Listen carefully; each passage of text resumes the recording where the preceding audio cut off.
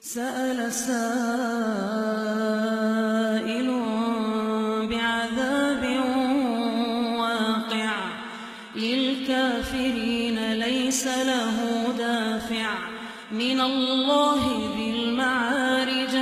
تعرج الملائكة والروح إليه في يوم كان مقداره 50,000 سنة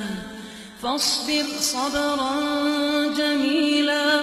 إنهم يرونه بعيدا ونراه قريبا يوم تكون السماء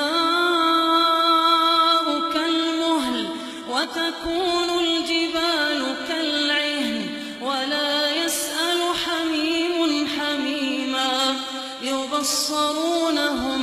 يود المجرم لو يفتدي من عذاب يومئذ ببنيه وصاحبته وأخيه وفصيلته التي تؤويه ومن في الأرض جميعا ثم ينجيه كلا إنها لظى نزاعة للشوى تدعو من أدبر وتولى وجمع فأوعى إن الإنسان خلق هلوعا إذا مسه الشر جزوعا وإذا مسه الخير منوعا إلا المصلين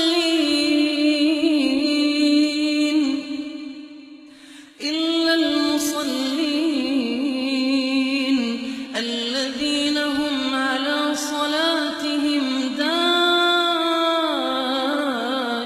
دائمون والذين في أموالهم حق معلوم للسائل والمحروم والذين يصدقون بيوم الدين والذين هم من عذاب ربهم مشفقون إن عذاب ربهم غير مأمون إن عذاب ربهم غير مأمون والذين هم لفروجهم حافظون إلا على أزواجهم أو ما ملكت أيمانهم فإنهم غير ملومين فمن ابتغى وراء ذلك فأولئك هم العادون والذين هم لأماناتهم وعهدهم راعون والذين هم بشهاداتهم قائمون